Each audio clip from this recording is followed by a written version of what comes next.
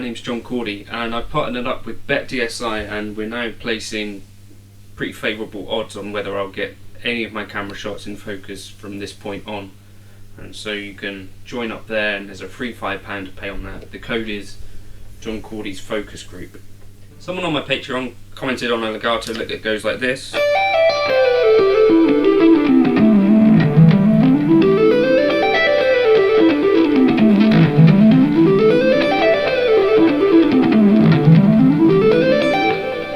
And there's a couple of things that I like about the shape of that lick. It's not just a straight up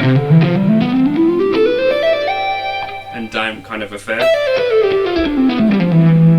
So that's one nice thing. It's also got uneven amounts of notes on each string.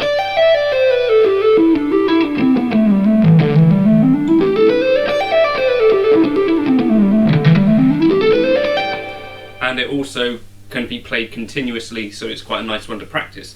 So I wanted to do more with that lick, and so what I thought about was what could I do. So I kept the note D the same. Essentially what I was just playing there works over like an A minor or C major. So I wanted to keep the starting note as a D and try and come up with some more variations on that lick that would work. So the first thing, I wanted to change sort of one note at a time. So the first thing that became apparent to me was obviously that would work quite well in F major if we just changed one note. So all of the tabs of this will be up on Patreon. By the way, I just wanted to show you sort of this concept of what I'm going to do with this.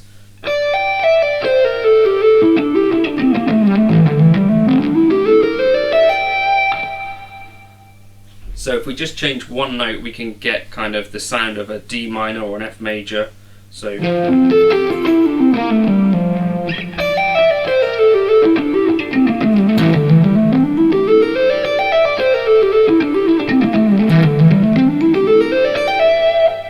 that's one note that's changed. All I've changed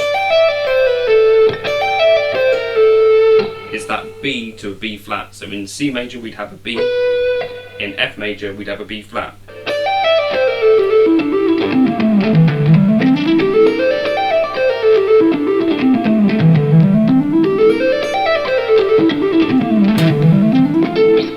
And so that's one variation that I could try.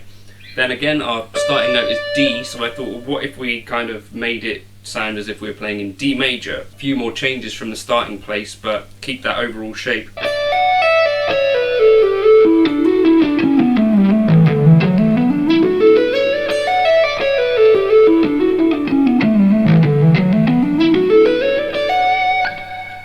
So the original lick was this.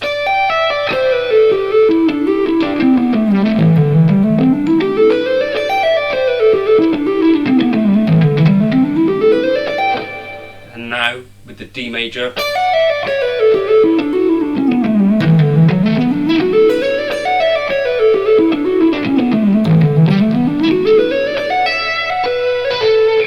So obviously I need to practice a bit more, but this is kind of the concept.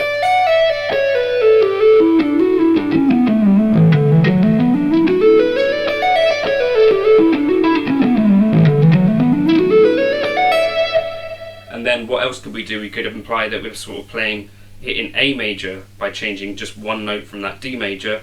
So what's the difference between D major and A major? It's one note, it's the G would be a G sharp in A major.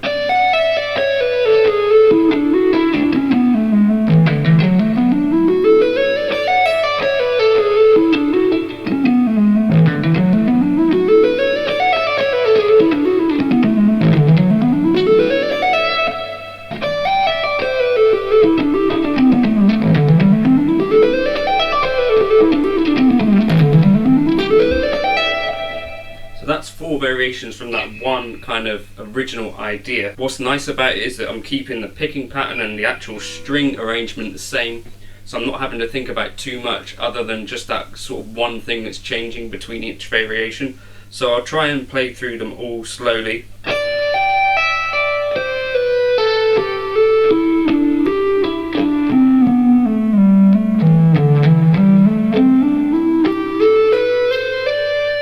Then the D minor variation.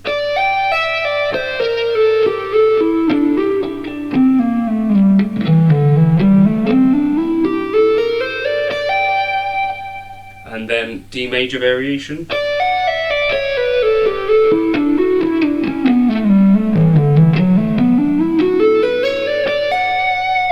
And then A major or D Lydian variation.